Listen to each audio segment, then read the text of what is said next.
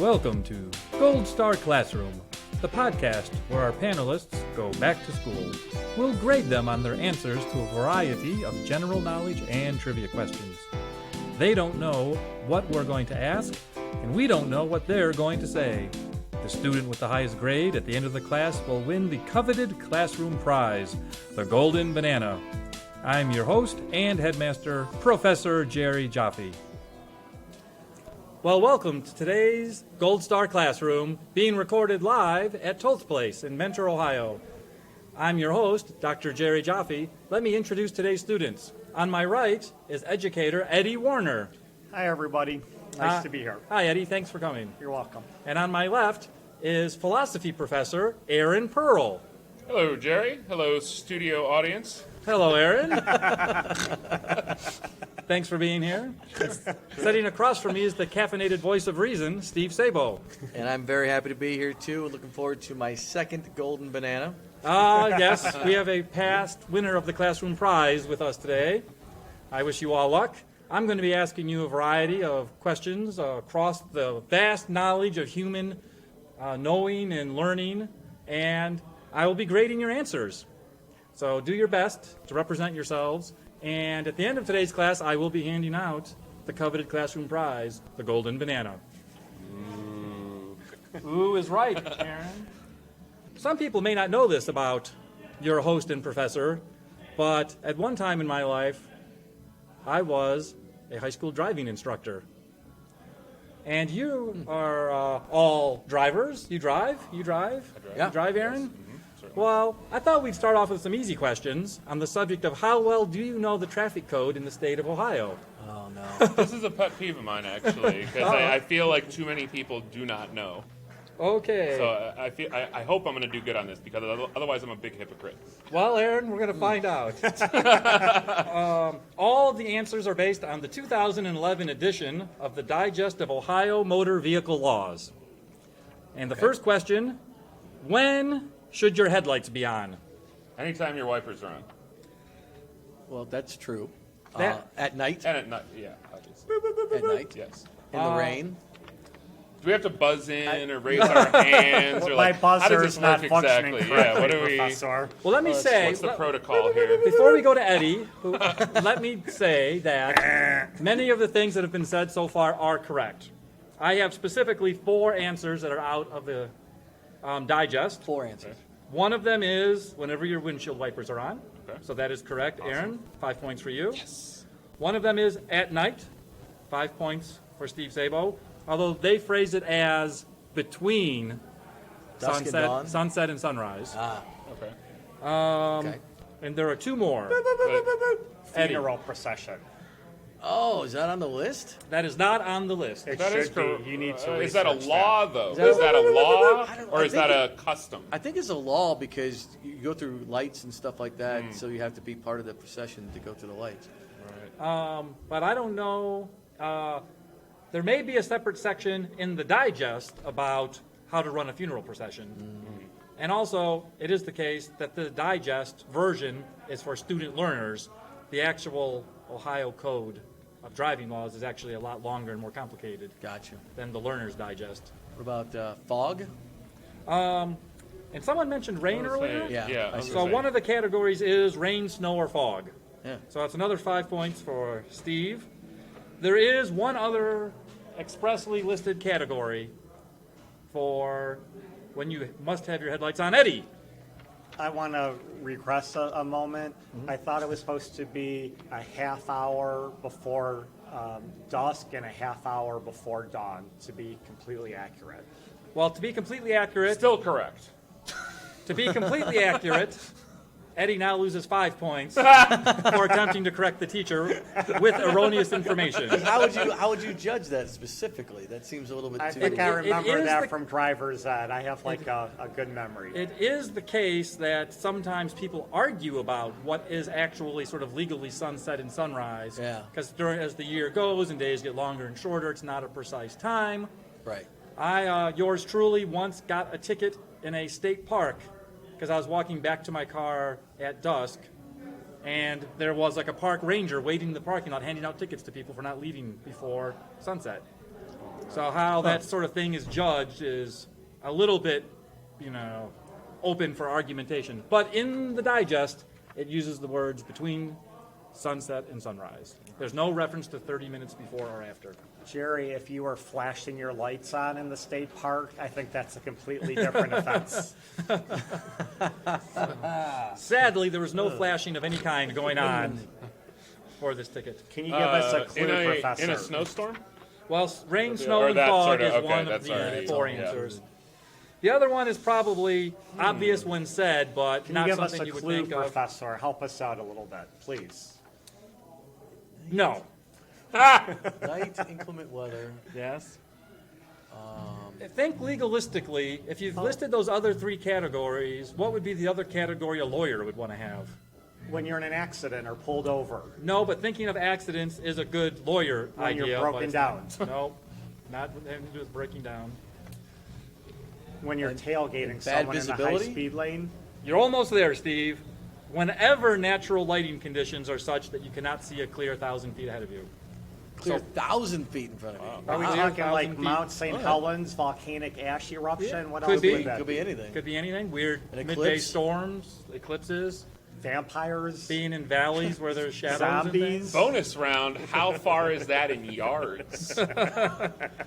Don't even bring up the metric system. Yeah, 1,000 feet would be 333 and a Of third. course, one of the funny things about that, I guess if you're going to have a law, you're going to be specific, so they say 1,000 feet. Yeah. But when you're actually driving, you don't know what 1,000 feet is. Yeah, no. 700 feet, 1,100 feet, you had to judge that. But that does bring me to my next driving instruction question. What does the guide suggest for a safe stopping distance? There's one correct answer, and there is a second answer that's common, but there's one correct answer. Correct answer. Was it Stopping distance. 6 car lengths? It is not 6 car lengths. Eddie? I know when approaching a stop sign, you're supposed to stop like 10 feet before the stop sign and then kind of coast up to it and then look around before proceeding.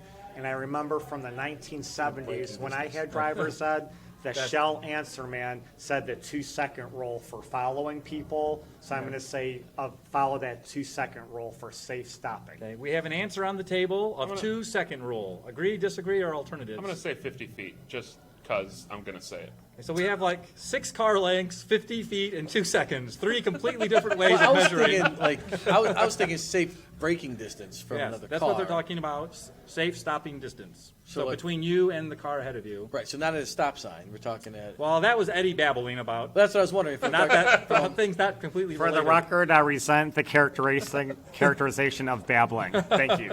I thought it was about car lengths, though. I thought it was. Well, you will, even the guidebook says this, and sometimes people will say this, and I think they used to teach this like a generation ago. It used to be 1 car length for each 10 miles you're going. Each 10 miles. that. That's Yeah, right. yeah, That's yeah. right. That's what I was thinking 6 because you're going 60 to 70 miles an hour. Right. That's what I was thinking. But, Yeah, that's right. But they don't really Why are you recommend. going 60 or 70 miles an hour when you have to come to a stop? Well, No, this is safe you're on a stopping highway. distance, like if yeah. you're on the highway. So like if this guy's When you tire have blows bad- out Okay, and spins out, you gotta. But it turns out that advice is not good advice to give people. No. No, because there's too much math involved. How long is your car? Is it your car or the other driver's car? If you're going 52 or 64, how much should it be? So to do it correctly, it's a stupid piece of advice. And better brakes versus So Yes, what they and tell everything, people now reverse, four-wheel. is Wait, you're supposed to be able to see the bumper of the car in front of you. I thought it was Well- the bottom of the tires. Bottom of the car. tires. At least the and that's bottom my of the final tires. answer. You can't, Yeah, the yeah. bumper, if you bump, Alright. you couldn't stop. If he stopped, Yeah, it, that's you too couldn't close. even see the brake lights. if you can't see the bottom of the tires, you are tailgating. right. So do not tailgate. But Professor, for the record, I Yes. feel like the 2 other contestants are Students. ganging up on me. yes, and I do want Aaron and Steve to know that if you actually kill Eddie, you do get to split his points amongst you. Nice. Let's note that for How- later. how I many kind of points does enjoy Eddie his, have right his now? snorting, so it works. I'll check that my was grades me at the end of this snorting round. during Okay. the- That You was just- me. That was me. I'm the 15 snorter. points, worth it. Let's do it. My catchphrase is my snort. It's copyrighted in 3 states. In the 90s, when I was a driving instructor, the answer used to be the 2-second rule. as Eddie said. Who's your However, daddy? Who's your daddy? not Eddie, because the answer in 2011 is the 3-second rule. Oh. Are we talking about the professor's love life? So it means like No, I always maintain a safe distance from that. so when an item the car in front of you passes an item, wait 3 seconds, and you pass it. That's the safe. That's the distance. safe stopping distance. Yeah. Yes. 3 seconds. 3-second rule. Interesting. I'm going to ask you one more driving question. What do you do if you hit a deer? Call my insurance agent and be really, really ticked off. Well, that's what I do. probably a requirement of your insurance, but it's not a requirement of Ohio law. Check to see if it's dead. Stop your vehicle and check for damage. On you or the deer? Eddie, The car. Eddie, you've raised your hand. What do you got for us? Screw the deer. I would make sure my headlights were on, and I would immediately give mouth to mouth to the deer at once. Maintain a 3-second rule with the headlights on. Well, Is it a sexy deer? Is it a doe or a buck? That's what I need to know. first of all, Eddie, if you knew about veterinary science as I do, you would know that you do chest compressions on animals, but you do not do mouth-to-mouth resuscitation on animals. So if you want to save an injured deer, you should do chest compressions. Really? What is it? Yes. There is, I thought there's like dog CPR where you like blow in their nose. I thought. heard of that, yeah. They used to do that. They don't do it But anymore? They do not recommend it anymore. You're actually Why? not supposed to do Do you know why? CPR. On You're not supposed to human. blow into humans anymore No, either. just chest compressions. chest. That's Really? all you're supposed to do. It takes away too much time from maintaining a steady rhythm of the Oh, no kidding. heart thing. Yep. For that. explaining that for the class, Steve gets an extra 10 points. Wow. And a visual for the class is Steve Sabo is dressed as a physician for I am, Halloween, right and now. he's an expert on medical advice. So I wanted to say that. But I'm sorry that all students are going to lose 25 points for missing the opportunity to say drink a beer. Oh. Hit a deer, that- drink a Hit beer. a deer, drink a beer. That's a little Although that phrase. is not the Is correct that in answer. the guide? No, Oh, okay. it's just an old joke. So I I said, assume. that can't be correct. That Cop doesn't shows sound up. right. All right. There are two options depending on a decision that the driver has to make. And that decision is, do you want to take the deer home? Really? Yes. Why Because- would you want to take the deer home? Because Good having, eating. having No, killed it. if it's an attractive deer. Yes. But you can't. If, Maybe it's- you want to start a relationship. if you're not in season, you're not supposed to do that, right? Well, it was an But- accident. Well, But yeah, if you but want still. to take it home, you have to contact a game warden Really? or any officer of the law. Any officer of the law. Yes. And then you report that you've killed the deer and you're taking it home, as any hunter would do. But if you don't want to take it home, You drive home. You don't have to do anything. really? Correct. That's just it. Does that count against your 2-deer limit for hunting season, Yes. Professor? If Yes, you it take it does. home, it probably does. Yes, it does. So is that just for future reference? Is it the same like for a person? Depends on. Well, Or Yes, if you you kill the have to person. Yeah. gut it right on the spot. 'Cause if you don't, then the meat gets gamey and you can't eat it. yeah, you don't want that. So. Well, that brings us to the end of our first round. An awkward silence. There's like the mother of all segues. So, As I look at your grades, I'm reminded of what Alexander Pope once said, which is, to err is human. And based on your grades, you are all superhumans. All right. And forgive divine. Yes, but your teacher doesn't forgive you for your grades or your answers. However, as a form of forgiveness, I will give you another chance to improve your grades with a question about human biology and anatomy. Bear in mind, as I ask you this next question, it does not relate to deer in any way, Eddie. You have that in mind? You ready? I'm good on human anatomy. How many calories does kissing burn? Tongue or no tongue? That is no. There are too many variables. How long a kiss is it? How active of a No, kiss I've is read it? Are we this. talking about Are we? it's like this or- 150 an hour or something, right? Are we talking dollars? And where are you kissing people? No, there's some. I saw something. There is a general average statistic. It's on not. how much- It's not high. It might be only as low as 25. I will say, Steve, that your first answer is very close, but I have it in minutes. Most Oh. people don't kiss for hours at a time. Well, Wow. I can't speak for other people. It's just Fair enough. mouth-to-mouth kissing, right? This is human to human, face lip to face lip kissing.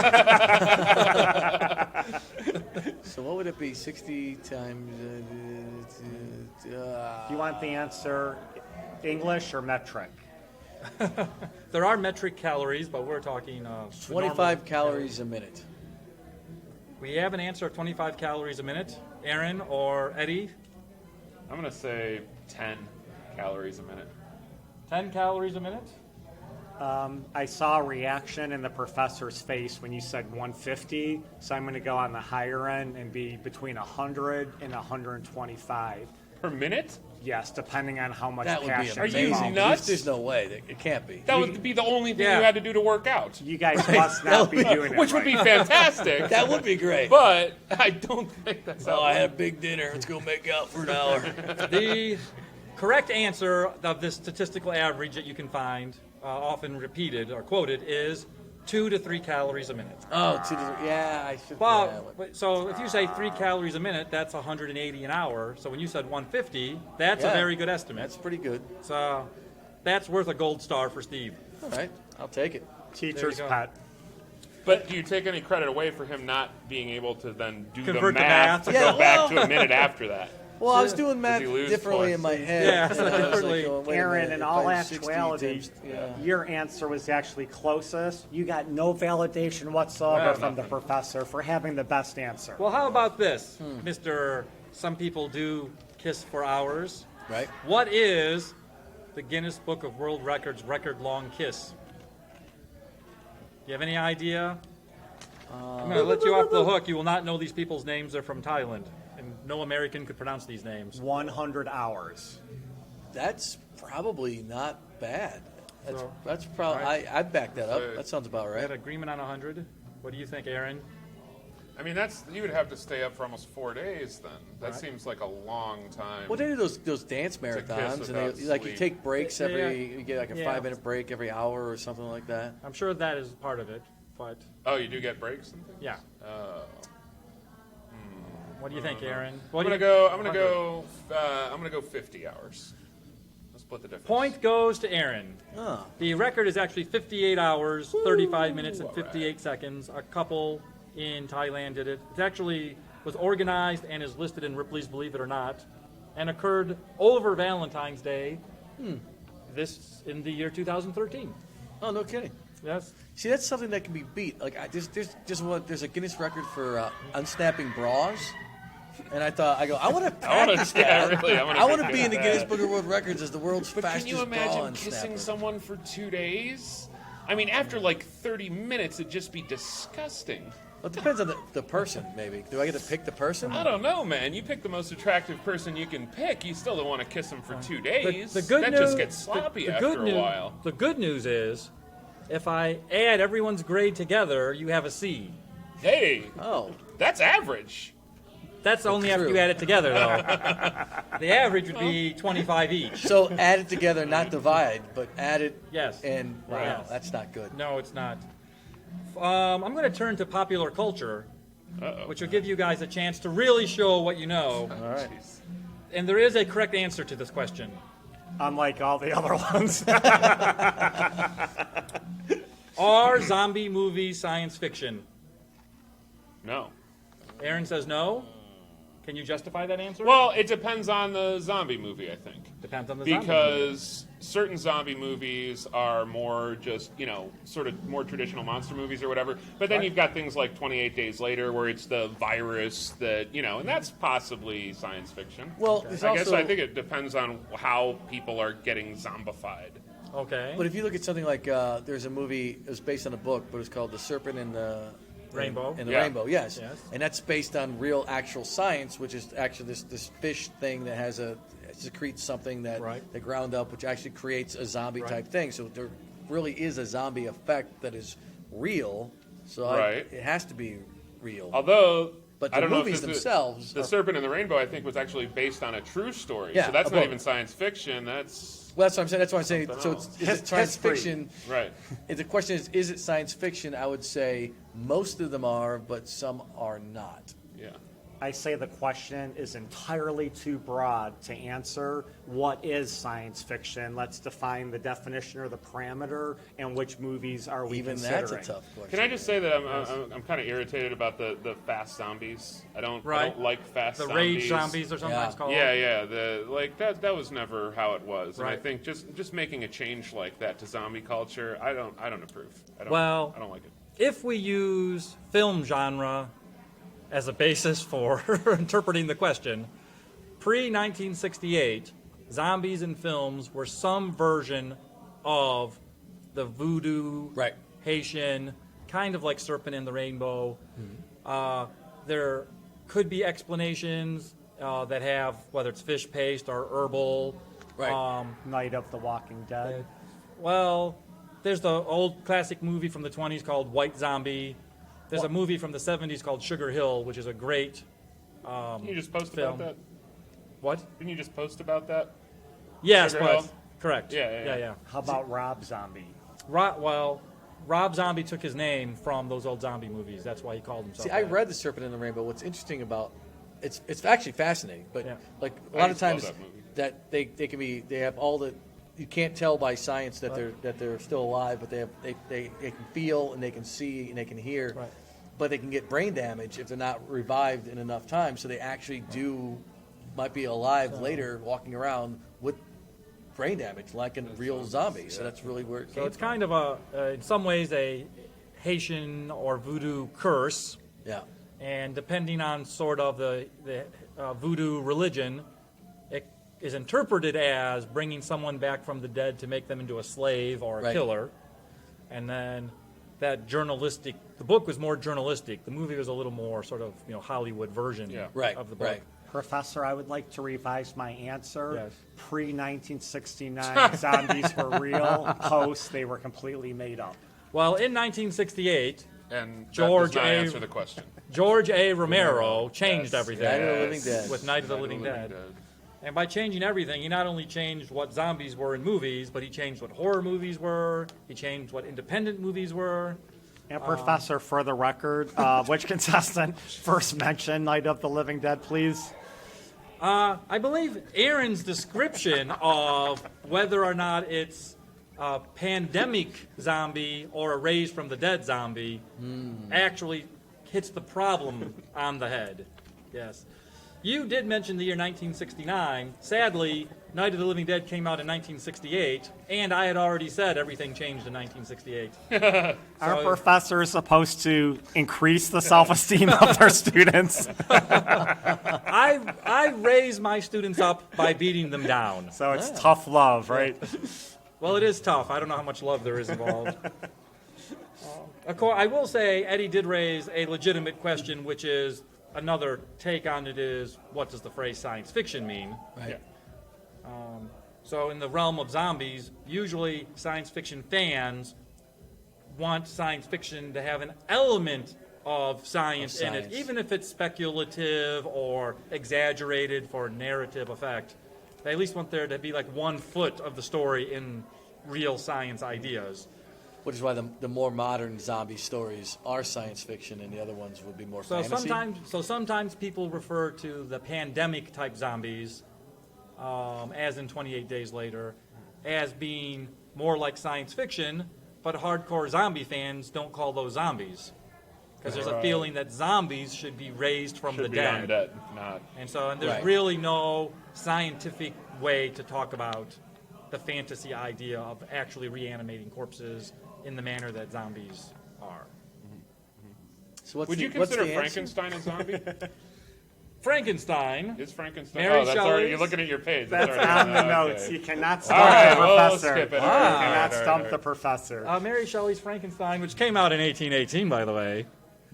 The movie or the book? The original book. I'm just kidding. I think someone is slightly grandstanding. It was actually written on a weekend, right? With a bunch of writers got together and they had a little contest or something. Well, Mary Shelley was known for writing gothic horror fiction already, and it was kind of a group of friends would get together and do these writing weekends. Remember, there was no television, no movie, no radio. Right.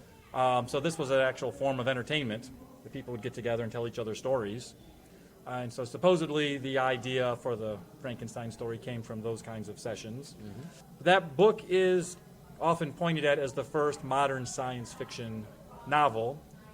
And then the famous James Whale movie of 1931 is Very specific, yeah. is an early science fiction movie, but it's not the first science fiction movie. Aaron, I bet you know the name of the first science fiction movie. No, I don't. Anyone? War of the Worlds. No. That was the radio thing. It's Plan 9 from outer space. a classic, That was actually the first thing that popped in my head, and I didn't think that a was classic zombie movie Yeah. from the day Ed Wood reanimating. Plan 9 corpses. was the first. No. Oh, okay. I was just- like, I that's what was- popped in my head, and I knew that couldn't I be right. apologize. I Yeah. was so excited that Yeah, Steve yeah, Sable yeah. mentioned Plan 9 from outer space. In fact, that's worth at least 9 extra points. Oh, Which is nice. also on your notes, right? Superman. In 1902, there was a French movie called in English The Voyage Oh. to the Moon. Oh, okay. Oh, And with that's it- where they yeah. shoot a big bullet out of a giant cannon. And the moon has a face. The moon has a face, Yeah. gets hit in the eye, Yeah, yeah. and then they have a picnic on the moon. I will say a little known thing about Frankenstein is the first Frankenstein movie was made in 1910. And by Edison Laboratories. It was one of the first movies they made. Oh, wow. And the whole scope thing, the. Well, what do you call those things? the celluloid form of filmmaking, Yeah. Edison Labs get the credit for that invention. Mm-hmm.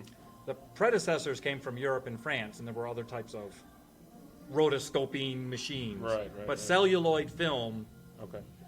I believe Edison gets the credit for that. And not many people realize this, but it actually starred Ronald Reagan and Betty White.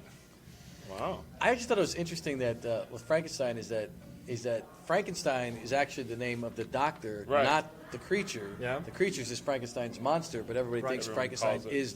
is that creature, but it's not. And if you read the book, there's a lot more about Dr. Frankenstein. Yeah. I'm not brown nosing. I'm just Well, stating. it's a lot more of kind of a moral quandary, Yes. kind of exploration of his own,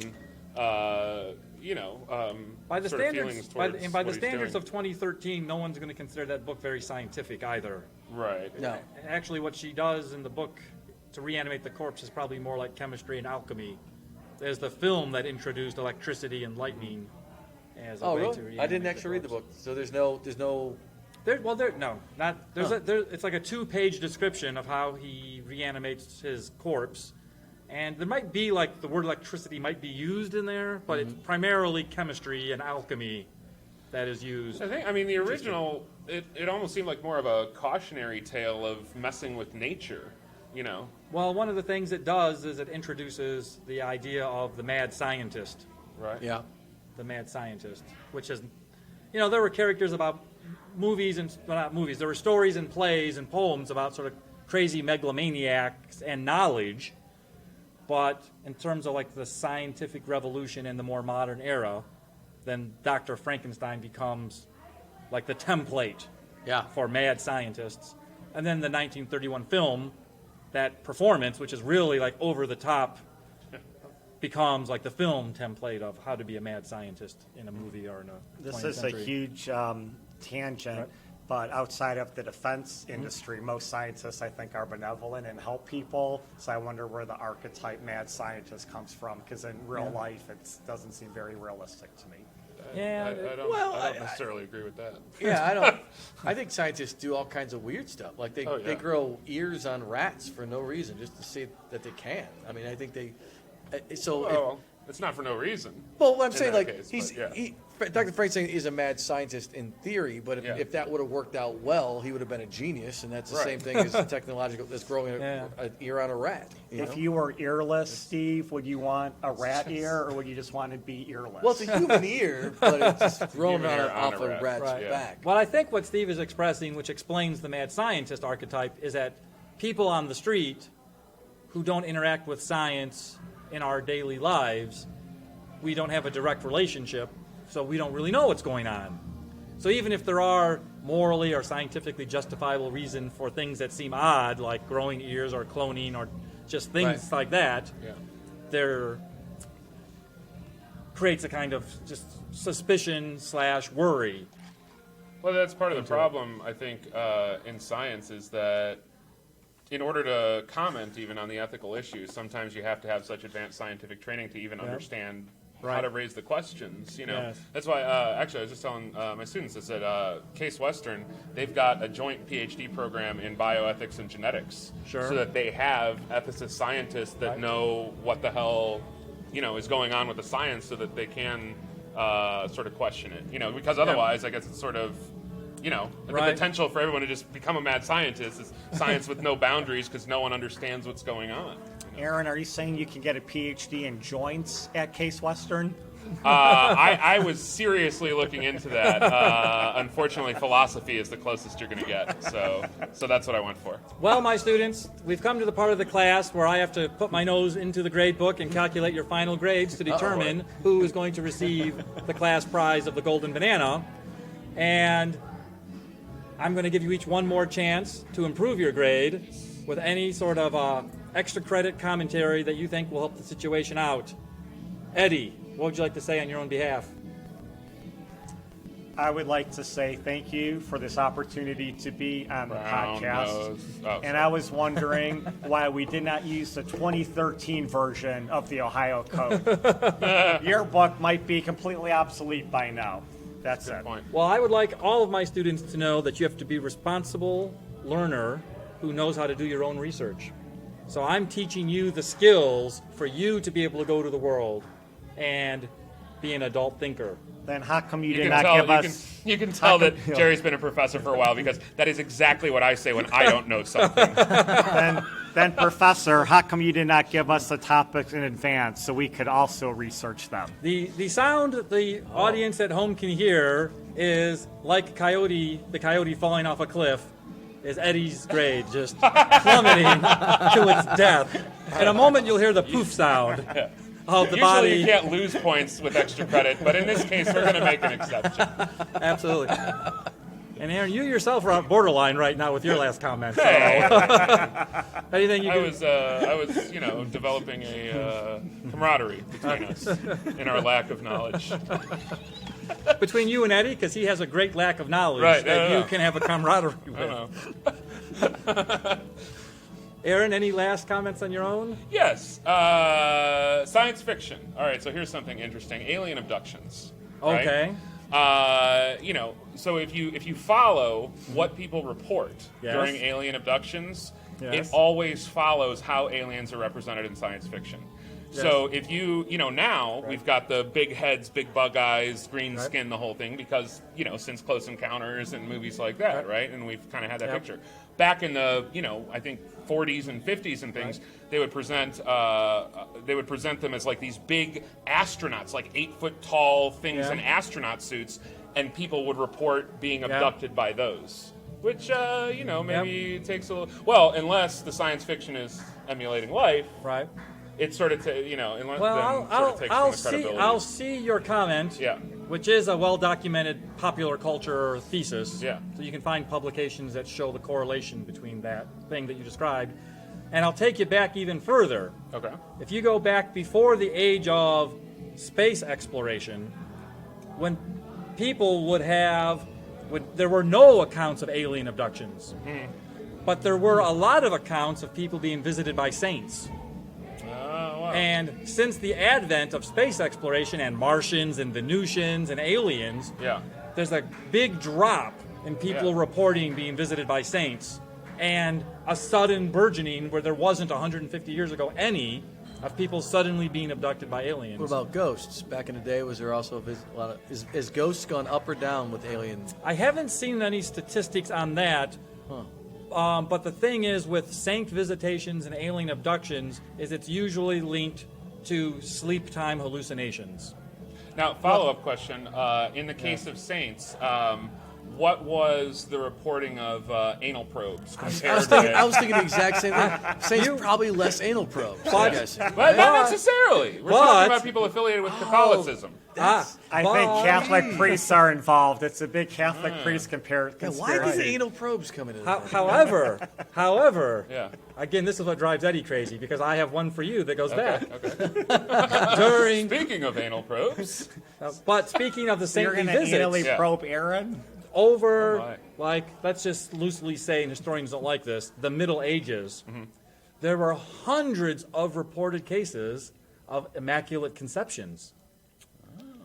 So people... Hundreds? Hundreds. Now, this would be like one in this village and one in this village, Right, but right, over right. decades and centuries, there were hundreds of these reported cases, and this is related to that, because people thought they were being visited by God or saints or spirits, and then later they would be pregnant, and they would think that their hallucination, as opposed to, say, their uncle or something... Oh, I can is what blame got this them on right. this saint that came to Yeah, I was visit gonna, me. maybe Not that drunk it's person just at the because bar. culture looked down on whores. I don't know where it came from. Yeah, they were all promiscuous cheerleaders. Mr. Sabo, do you have anything to say on your behalf in an effort to improve your grade? I do. I don't know if it's going to improve my grade or not. I will say that first off, I have no idea what that UFO thing was. But I was like, what the hell are you talking about? Did we answer these science fiction questions? Is it yes, it is science fiction, or is it not science fiction? That's what I was. Proper zombie movies about reanimated corpses that Right. eat people are fantasy, not science fiction. Okay, gotcha. All right, The pandemic ones Are sometimes science considered okay, science okay. fiction. Sometimes soft science. Right. Gotcha. I'll say that once again, I enjoyed my time here. Thank you And, for joining in. I found these questions. I'm not kissing ass. I'm saying I find it interesting. I like stuff. It's somewhat Halloween themed, so I give you credit for that. And that's it. That's all I'm saying. I would like to advise Eddie to pay attention to Steve on the proper tone and timbre and attitude of brown nosing. There you go. He hits it Bump again. just right. He hits it just right. Delicious. I want the golden banana. Once you've had the golden banana once, you need to have it again. Only during a nightly visit from a saint or a UFO. Well, Speaking of anal probes, who won the golden banana, Professor? for bringing up the question of whether or not hallucinated saints anally probe their victims, Professor Aaron Pearl wins today's golden banana. And I can only hope that there's some way to reanimate the corpse of Eddie's grade. Until then, it remains a fantasy.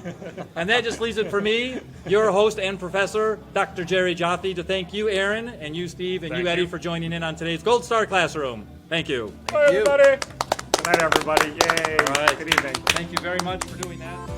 Gold Star Classroom is written and produced by Jerry Jaffe. Our producer and engineer is Stephen Gutierrez. Original music composed and produced by Jeff Geddert. Mr. Geddert is also our assistant producer. All commentary and opinions expressed by guests of Gold Star Classroom are meant for entertainment purposes only. For Gold Star Classroom, I'm Jerry Jaffe.